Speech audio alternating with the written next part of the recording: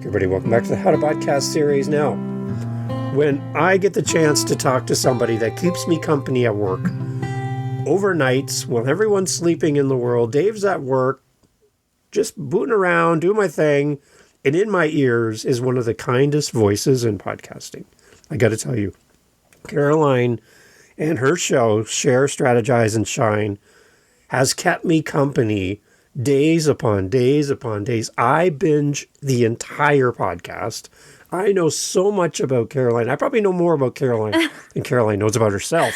I love it. By the time I've listened to all these episodes, there's things she's forgotten about that I know, which is amazing. So I'm encouraging everyone to go over there and after you're done here, go to her show, immediately subscribe and follow the show because you're going to love everything she does. And you will hear in a moment as she starts to speak, that she has, again, the kindest voice in podcasting. So that's what I'm branding you as, Caroline. I love Welcome it. as my guest co-host. Glad to have you here. Welcome. Thank you so much for having me. And I love that. That's going to be my new tagline, I've decided. So I'm going to put that on the website. It's amazing. I have listened through the different iterations of your show. Yeah. Some branding changes. I've been following along. And I'm the guy that goes back to the beginning, by the way. Yeah. So I love kind of following the journey of your show, and I love who you serve and everything that you do. So I'm a huge fan of your show. So just so you know, I am one of your listeners, and I was so thrilled when you said yes that you'd come and talk to us here on the How to Podcast series. So thank you for doing this. Appreciate it. Yeah, of course. I love talking about podcasting. So you had me at hello, literally. So all right. So tell everybody about your show, Carolyn. Let's start there. I know a lot about it, but tell our listeners about your show. yeah, so I have a podcast about podcasting, which is very meta, but I really try to come at it from this like cozy, strategic point of view. Who I help is business owners who have podcasts and they want to use their podcast to grow their business. And a lot of them start out their podcast with really great intentions. Like, I'm going to start this podcast. It's going to grow my business. This is how I'm going to become famous. This is how I'm going to make all my money is by starting this podcast. And what they quickly realize is that it's not as cut and dry as like someone who's gone into podcasting strictly to go into podcasting. Like, there needs to be a little bit more thought and heart behind it in order for it to do what they want it to do, which is convert listeners to clients. And so all of the content on my podcast is literally about that, like how to create a podcast that actually works for your business. Okay. And how long has the show been going? Years, right? Years, yeah. I mean, Yeah. so I've been in podcasting. It'll be 10 years this year. Wow. Yeah. And I've had my podcast in different iterations. I mean, it's got to be at least 5. I don't even know if that's accurate. Like, I literally just release episodes and don't count. But before this iteration, like, I had a whole nother podcast. And then it moved to what it became. And then that became something else. And that became something else. So I'm on episode 211 of this iteration. But there was another iteration on a completely different feed before. So, I mean, it's been a while. So tell me about your audience too. Like, who are you trying to reach with the show? Kind of what's your target for the podcast? Yeah, definitely mostly female business owners. That doesn't mean that I only work with females. But it's a lot of like coaches and online consultants, people who are in the health industry. I've worked with Instagram coaches. I've worked with business coaches. You know, it really is people who started a podcast because they had an online business and they wanted to share their message in a longer format than like an Instagram reel or something like that. And they started the podcast, realized that it was a lot harder than they thought it was, realized that it wasn't giving them the like direct results. Like, they want to see money, like they want to see episode equals money. Right. And they want to understand how that works. And that's really who I'm talking to. All right. You've had a few things, you're taking a few breaks here and there, and you're coming back with more episodes that are coming up. Is that right? Yeah. So I just had like a really bizarre health scare, which forced me to take a break. And, you know, this is one of the things I like to tell people about podcasting too. I have 210 episodes currently on my feed. Like, I can take a break. I can I Right. can take a little break, and I sometimes there's a part of me that feels like, "Oh, I've got to push through and record episodes." So basically what happened is I have SVT, which I don't even remember what it means, but it's basically something ventricular tachycardia. And I went into an episode that wouldn't quit, had to go to the ER, was put in the ICU, and then had to have a heart procedure. I'm fine now, like I'm perfectly healthy, but I had episodes already like scripted and ready to go. And I kid you not, we came home from the hospital, and my first thought was, oh, I should probably go record an episode. But I gave myself some grace and took a little break. So we're recording this on a Thursday, and I actually have a new episode coming out on Monday. So I am getting back into the swing of things. But yeah, I try to build in breaks as I need them and not stress so much about it because I do have such a backlog of content that I can refer people to. So yeah, I'm excited to be recording again, though. I always forget how amazing it feels to sit down and chat with myself and remind myself why I'm doing what I'm doing. And I really think that's the power of podcasting for business owners is honing in on your message, really figuring out how you want to speak about what you do. And every time I sit down to record my podcast, I'm reminded of my purpose and my mission and why I do all of this. So I love it. Absolutely love it. Yeah. And that's why I wanted to have time with you today is as a member of your community listening to your show. I was concerned. I was wishing you well and thinking about you all the time. And, just as your community, that's the one thing I think podcasters don't realize is that listeners have a relationship with you, even if they've never met you. Yeah. Right. They just there's a bond that happens over time, 200 episodes. Like you become part of their life. And when our favorite podcaster takes a break or has to take a break, we as listeners get concerned because we think we know you. Like, Yeah. we're like, well, where's Caroline? Like, I hope everything's okay.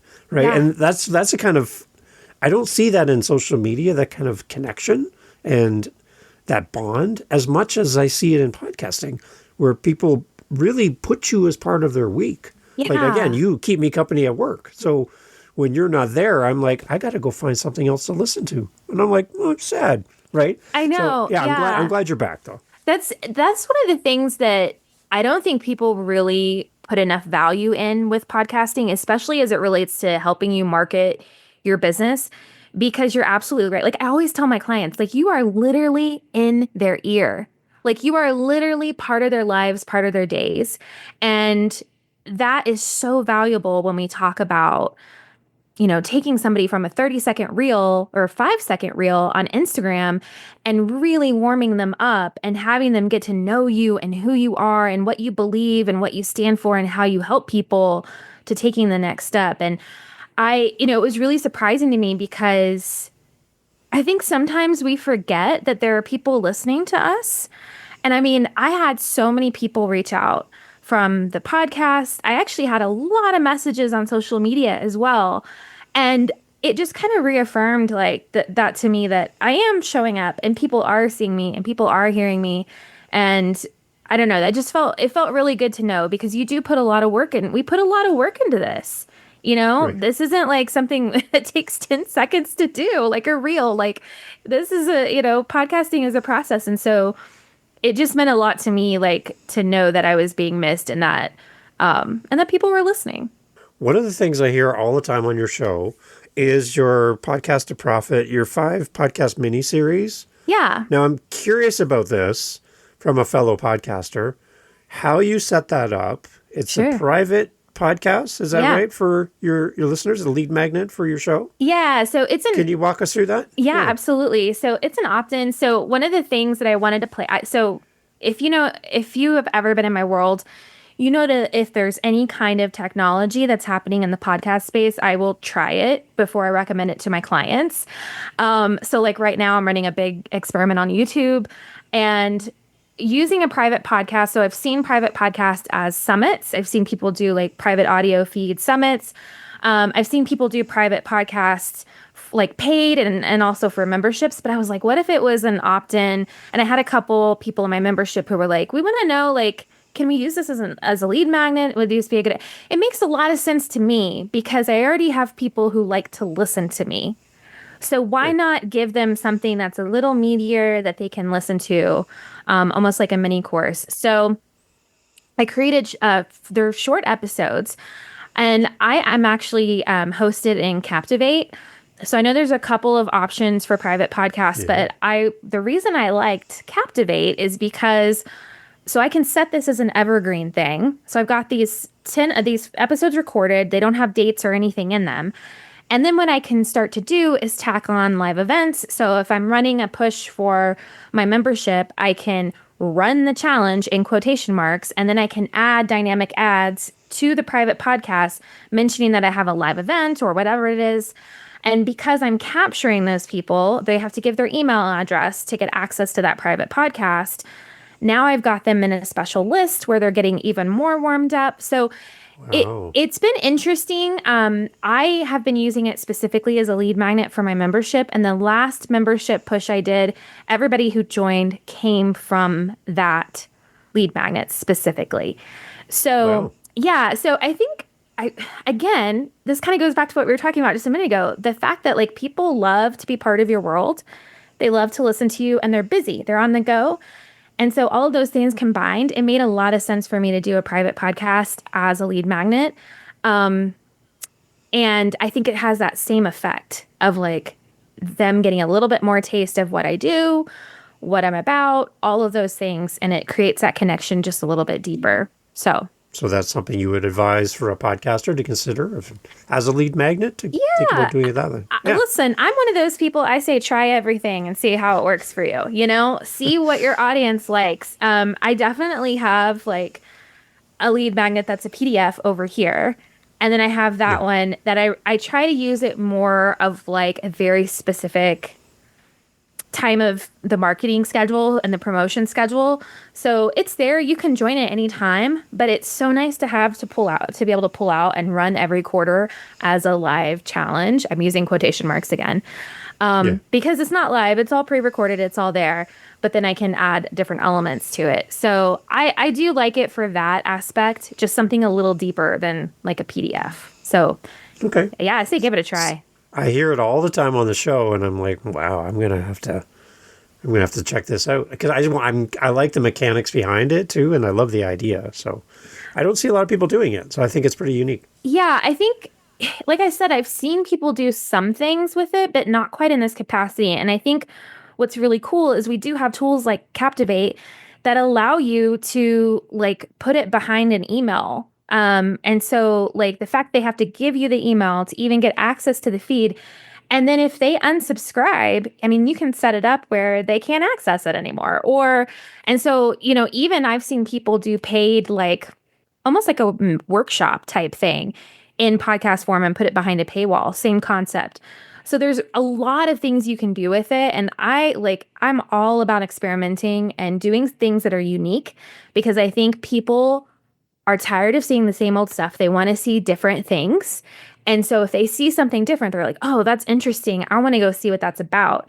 And so I always encourage my clients, like, if you have anything unique or different that you want to try it, see what happens, because you never know. I have always been challenged to create some kind of newsletter.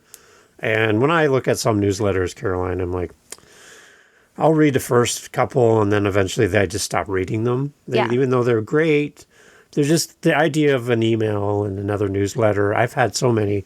And I wanted to create something. I live in Canada, and I don't see a lot of Canadian podcast newsletters. It's kind of like a pod news type thing. Right, right. And I'm like, well, what if I create something for Canadian podcasters?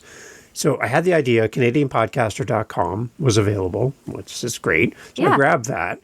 And instead of creating a newsletter, I created an online magazine. Yes. Which is actually page turners. You can actually, on your screen, like physically like move the pages around. Yeah. And it turned it into a magazine instead of a newsletter.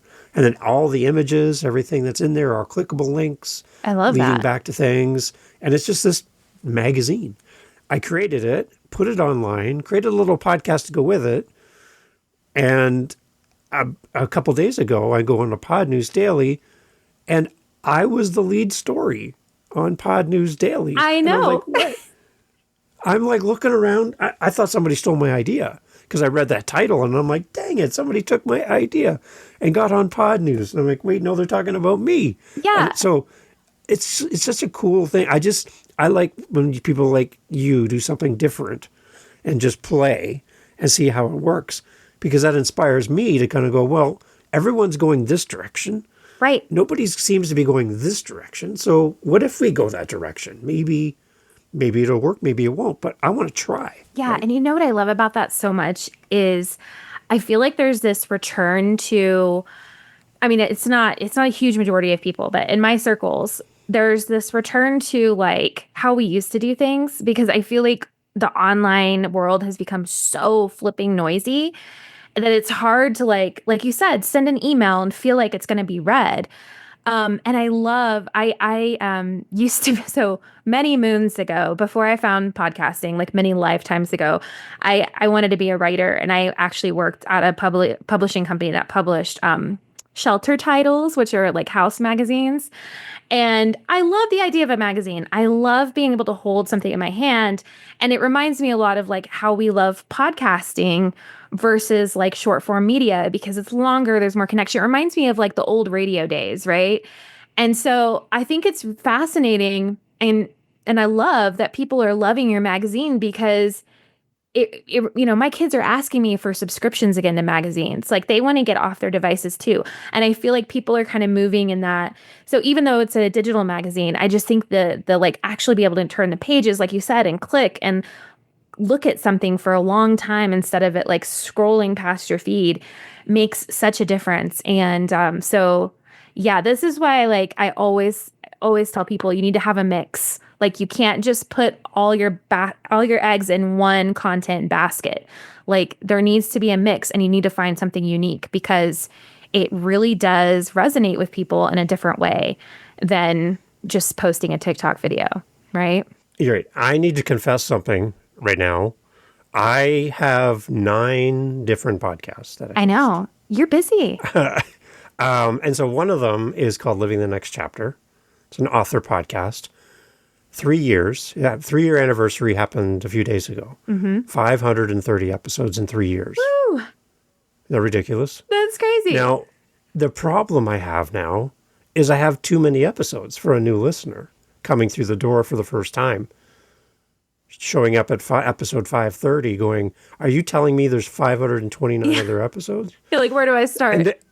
Right? So what I'm going to do, leveraging the magazine idea that I use for Canadian Podcaster, is I'm going to group my authors by genre. Yeah. So all my historical fiction authors, I'm going to make a magazine for them. And each page will be one of the authors from my podcast, a link to the episode, a link to them, and more of like a bio and like better pictures and more like, it's not like social media, but then I can also put it out there. It could be a paid option or it could be a free option. Right. But I'm going to do groups of all my different authors and put them into kind of their own magazine. And then anytime I have a new person come in the future, I just add them as another page to the existing magazine. So it's a living, breathing magazine that's just going to grow over time. And then it's like this kind of a good starting point. So if you only want to see children's books, or you just want to see the famous people that have been on my show, movie stars and stuff, here's a magazine of just the movie stars. Yeah. Right? And then there's a link to their episode, and you can bypass all the other stuff and just, here's what you're interested in. Yeah. Right. So that's what I'm kind of working on now. Is I love the idea of a magazine, because it's a living, breathing thing that I can just keep adding to. So yeah, I'm really excited with this. I love that idea so much. And like, kudos to you for like repurposing content in like the most amazing way. Because, when you've been podcasting as long as you and I have, like there is a point where you're like, what do I do with all these episodes? Like, do I need to keep creating new episodes? I have so many. I also love playlists for this purpose. Yes. And that's something that I want to work on with my podcast, because there's definitely specific topics that I talk about. And so I want to like start putting together a playlist. So when people come to me and they're like, what do I do about content creation? And I can be like, here's a playlist of content creation episodes where I specifically talk about the strategy behind content creation. And I think that especially business owners forget the power of those past episodes and what you can do with them and how you can repurpose them. So I absolutely love that. And I love hearing how people are using their past episodes in new and exciting ways, because it does. I mean, you do start to wonder at a certain point, you're like, what if somebody goes back and listens? Like you said you listened to all the episodes, and I'm like, shoot, I need to go back and listen to it. What did I talk about? If you need help, I've been listening to them all. I can give you a hand. I love it. Yeah, because I'm building my playlist on YouTube as well. That's smart. And doing my own playlist there as well. Yeah. And I know Spotify, you can do playlists as well in a bunch of different places. Again, I'm just kind of like for the How to Podcast series, I'm doing a playlist there. So if we're going to talk technology, here's my technology episodes. And here's my Getting Started Basics 101. Right. I did a Behind the Mic series focused on you as the podcaster and how you can develop your talents as a podcaster. Right. Oh, I love that. Really selfishly, how you can improve. And just those kind of things, just grouping them. I'm finding that if I don't come up with a grouping my podcast, again, it's really hard for a new person to kind of find where to start. Right. Yeah. So, yeah. I think, it's interesting because I always tell my clients and people who listen to me that you really are creating this library of knowledge. And especially as a business owner who's sharing like your framework and your philosophies and all the things you teach in your podcast. And we forget how powerful that is. I was just explaining to one of my clients, I was like, this is like a total sidebar, but on Instagram, I find that when you say, listen to my podcast, as a business owner who has a podcast, people are less likely to click. But if you say, go check out my free guide and then send them to the podcast episode, they're more likely to go. And my client was like, oh, I've never thought of my episodes as like free, valuable content. Of course, I was like, oh my gosh, yes. Like it literally is this library of everything that you know, of everything that you're teaching, your authority, all those things. And so I think it's a really important point that we're making. Like you've got to learn to use those past episodes in a really great way. And, one of the things I used to do, I am a sucker for giving information. If you send me an email and ask me questions, I will probably record a Loom video for you, and I shouldn't have, I love to share. And so instead, what I've been encouraging myself to do is go find a few podcast episodes, hit reply, link to those episodes. And all you're doing when you do that is literally bringing them into your funnel. So, I think this is just a really great point. I'm so glad we're talking about this because this is like reminding me that I need to do this as well. So you have a rich library of content. Yes, I do. I love your show. Just so you know, there's times where I'm like, wait, I'm going to rewind that. I need to hear that again. It's like, oh, okay, that's really good. I like that. So, again, when you find a podcast and fall in love with a podcast, it's the coolest thing. Just like, especially when there is a lot of episodes. Not everybody goes back to episode 1.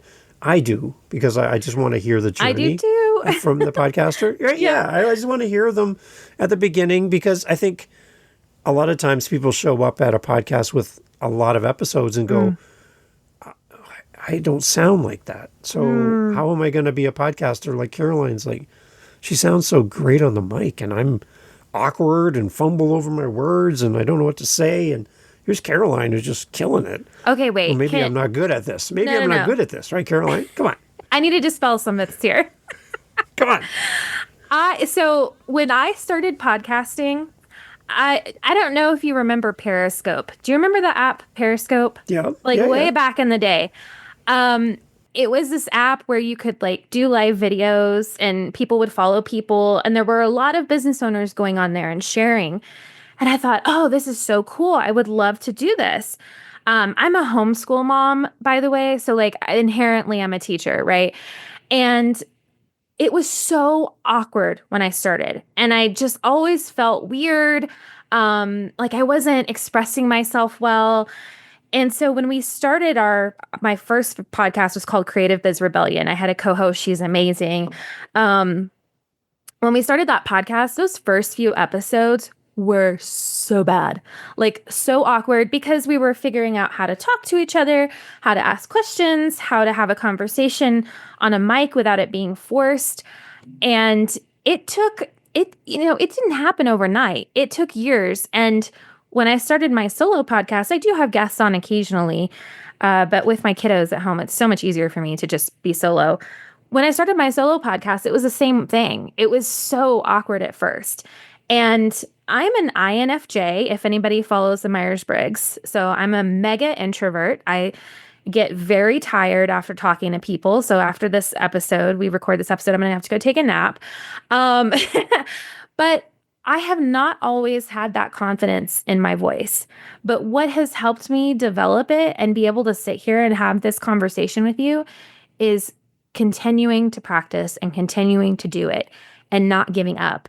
And like, I look at myself now and who I am now and how I speak about everything in my life, not just in podcasting, but I speak up about a lot of things in my life now. I'm able to have really amazing conversations with my children, and with my mom, who, we weren't always able to have great conversations, and with my family.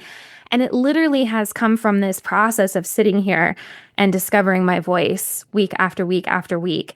And so I just want to share that, because I know that people come to my podcast, they hear me, or, I feel the same way if I go listen to Amy Porterfield or somebody like that. I'm like, gosh, she's amazing. But she's been doing it for a really long time, and as have I. And so just remember that practice makes perfect. I always tell people, practice in the shower, practice as you're walking around, just do your intro or do your trailer, and it'll start to get easier. I used to have to bullet point my episodes to death, almost completely script them just so I would stay on track. And now, because I've been doing it for so long, I can literally pick a topic, come up with a couple things I want to talk about, and sit down and create a really great episode. And it used to not be that way at all. So it does take practice. It is something you have to learn. I do think there is an art to this. But it is an art that has given me the gift of being able to find my truth and find my voice and to speak in a way that I'm proud of. And so I think that's pretty incredible. That's why I love podcasting. The flow of your show, I truly feel, and this is the beauty of a podcaster that has found their voice, is that I feel like I'm sitting with you and you're talking to me. It's just so smooth and confident, and it just feels very welcoming. I like being in the presence of somebody who knows what they want to talk about. Mm-hmm. You're not stammering around. You're not going on tangents. You're not getting off topic. And then, what was I talking about? You're there, and I feel like I'm in a safe place to come and listen to your show. And that's what I've tried to create. That's how I hear it, right? Yeah, and that's exactly what I've tried to create, because I want people to feel like they're sitting at a table with me having coffee and we're just chatting about podcasting. And I'm just sharing what I know with them. I think that podcasting itself can feel so intimidating, because when we think about podcasting, we think about the people at the top of the charts, right? And we listen to their podcasts and we're like, oh, there's no way I'm ever going to sound like that. And I know, especially for women, that can be really hard. And podcasting has been predominantly male dominated until the last few years. I should know, I've been doing this for 10 years. When I started, there were hardly any women podcasting or who were in the podcast coaching sphere, especially. And so I think there's this real intimidation factor. And that is one thing that I really, really have tried to do with my show and my work is invite you in. I want you to feel like you're getting a warm hug. Here's a cup of tea. Let's talk about podcasting. And with my clients, that's so important as well, because inevitably creating content brings up so much other stuff, because creating content is sharing a part of yourself.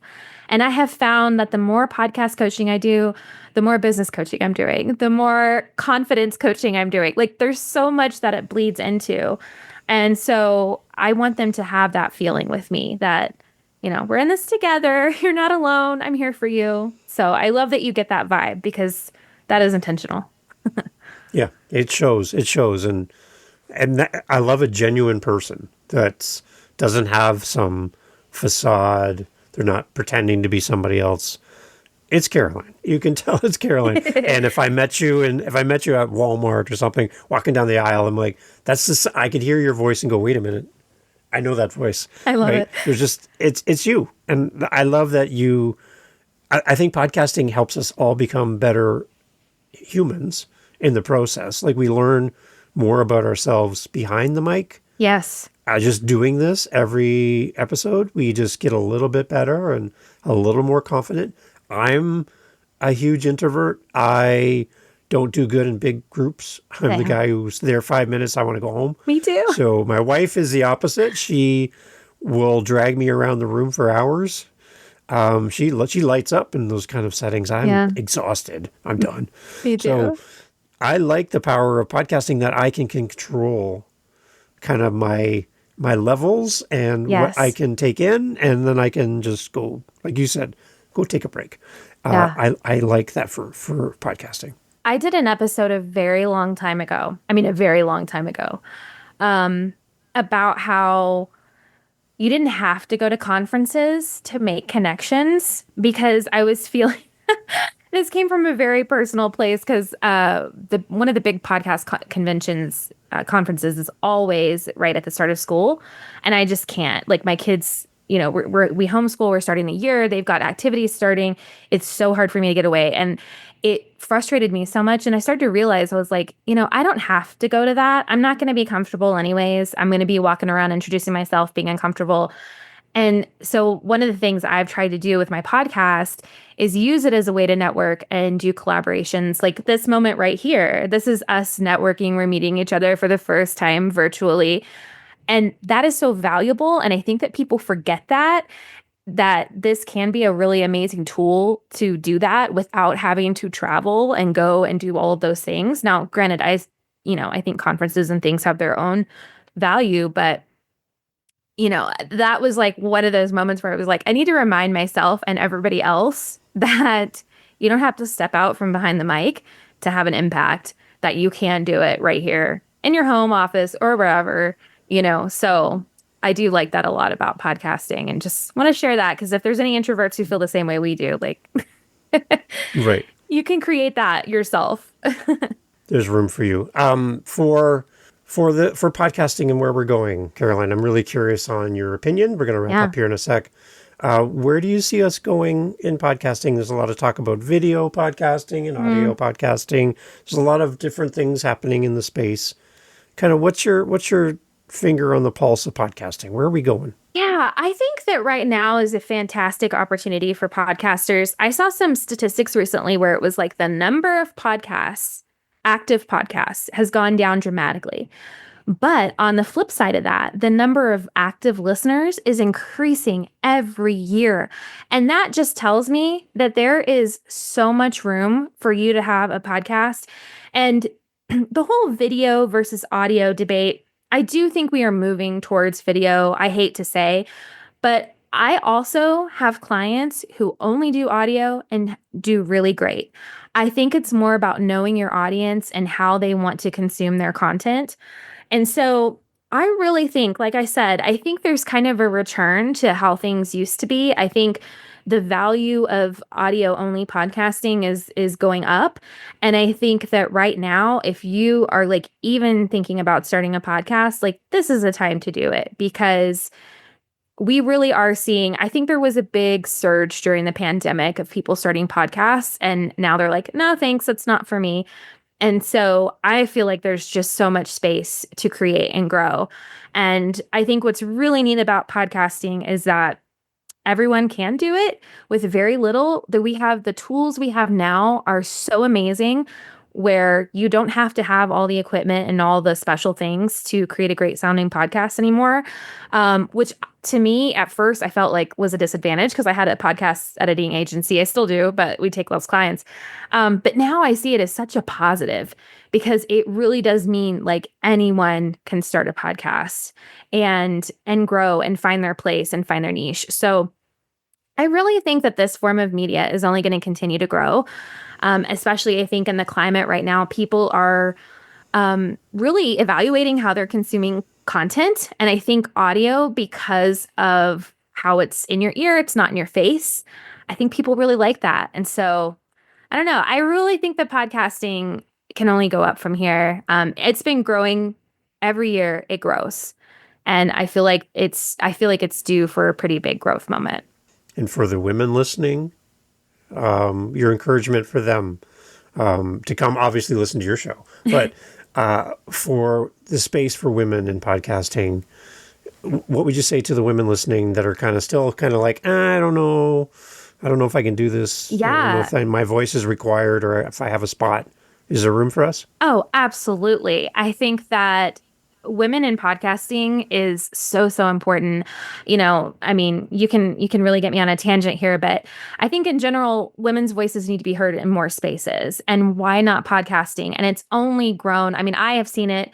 One of my favorite examples is, listen, I don't listen to the top podcasts. Okay. So I'm going to use this example so that listeners can know, but it was so exciting for me to see that at the top wasn't Joe Rogan or the other big, male dominated podcast. There was a female podcaster. I believe she was a wife of a football player.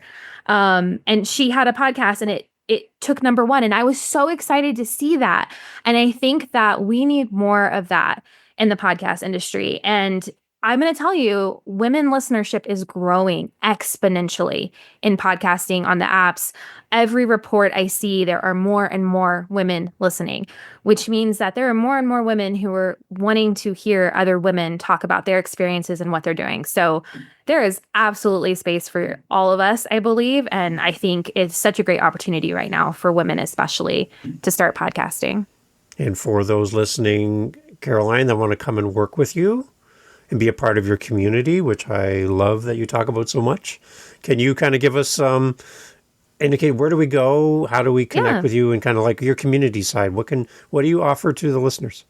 Yeah, so you can check me out at wildhomepodcasting.com. So how I help people is either through one-on-one coaching. I also do a little bit of podcast management, and then I have a membership, which I'm actually in the process of revamping right now. So if you want to hear like an epic behind-the-scenes episode about making business decisions, please listen to my next episode that's coming out, because I'm literally breaking down what hasn't been working in my membership, what has been working, what I'm doing.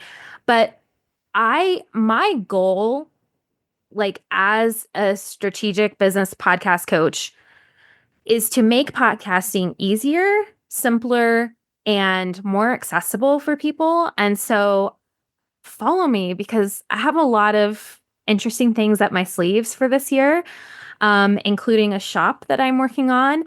And so just head to wildhomepodcasting.com. Everything is there. If you want to listen to the private podcast we were talking about, it's right there on the homepage. And then I'm pretty active on Instagram. So if you ever just want to DM me on Instagram and chat about podcasting, you can hit me up there at Wild Home Podcasting.